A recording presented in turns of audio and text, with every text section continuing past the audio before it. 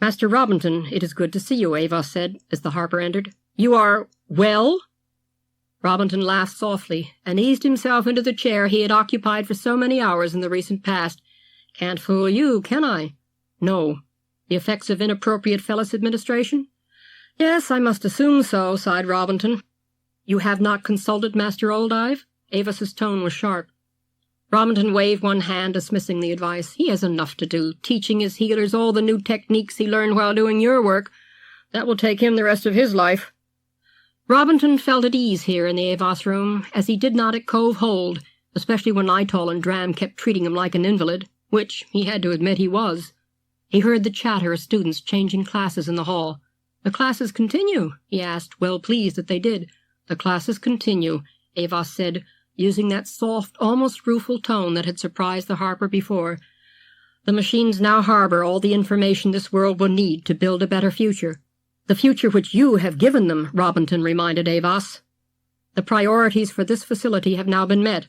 "That's true enough," Robinton said, smiling. "This facility has no further function."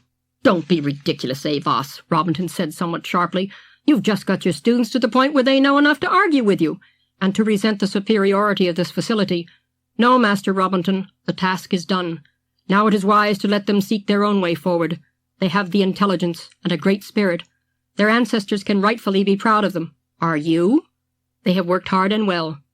To everything there is a season, Master Robinton, and a time to every purpose under the heaven." "That's poetic, Avos." "From the greatest book ever written by mankind, Master Robinton. You may find the entire quotation in the files. The time has been accomplished. This system is going down. Farewell, Master Harper of Pern. Amen." Robinton sat straight up in his chair, fingers to the pressure plates, though how he could possibly avert what Avos was about to do he hadn't a single positive thought.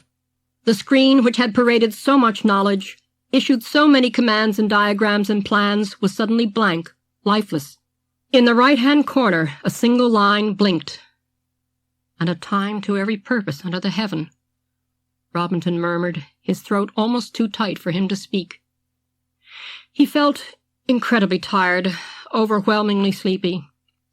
Yes, how very true. How splendidly true. And what a wonderful time it has been. Unable to resist the lethargy that spread from his extremities, he laid his head down, one hand holding Zaire in the curve of his neck, and he closed his eyes. His long season over. His purpose, too, accomplished. Dram found them there, for Zaire had breathed his last as well, following the harper into death as selflessly as any dragon followed his rider. Tiroth lifted his head, his keen, alerting landing, and indeed broadcast to every weir, every dragon, and every rider on Pern, and throughout the holes and holds, from mountain to plain, from sea to sea, on both continents. In Ruatha Hold, Ruth gave out a bellow of anguish that had everyone in the great hall rushing to the door. "The harper! The harper!" Jackson grabbed Shara by the hand and propelled her down the steps to where Ruth had reared, head back, wings extended. "We need old Dive for this, Ruth. Take us to the healer hall." As they emerged in the central court of the hall, old Dive, his medical case in one hand, was limping down the stairs. "I told him," Ruth said. Neither Jackson nor Shara ever noticed the dread chill of between in that anxious trip. Dragons were arriving from all directions, so Ruth, ducking low, landed in front of the Avos building, missing collisions with those on the ground who were rushing in response to the emergency. "It is too late," Ruth said, and folded his wings over his head. "It can't be too late!" Jackson pushed their way through, one hand holding the master healer along beside him, the limping old Dive somehow keeping up with him. "Make way here! Make way!" At the doorway he came to an abrupt stop. Heimer, Jancis, Dram, and Littell stood around the chair, the harper's silver-haired pate visible where it rested against the back. Choking back the sobs that threatened to overwhelm him, Jackson slowly approached. The harper looked as if he were merely sleeping. Zaire, grey with death, curled against his neck. "Avos!" Jackson roared. "Avos, why didn't you call someone? You must have been aware—" "Look," Shara said, touching his arm, and pointed to the blinking message on the screen. "And a time for every purpose under the heaven. What is that supposed to mean, Avos? Avos!" Only then did Jackson realize the difference in the screen. as lifeless as it had been the first time he entered this room. "Avos!" He pressed a restore sequence, then cursing at fingers that fumbled, he tried other codes with no response. Shara grabbed his trembling hands and held them, her tearing eyes bright with knowledge he could not accept. "Avos has gone too," she said, her voice rough. "See the smile on Master Robinton's face, just as you and I have seen him smile so many times. The message was for him, as it is there for us." We'll go back to the time he was still alive," Jackson began, reaching for Master Olddive, heading towards the door. "If he and Ruth could time it—" Valar and Lessa stood in his way. He didn't care if they knew he meant to time it. Olddive grabbed his arm, shaking his head, his eyes blurred with tears. "We could do nothing for him.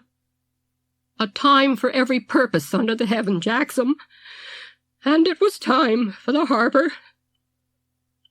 "He wouldn't let us tell anyone," Shara said to Jackson, how serious his condition was.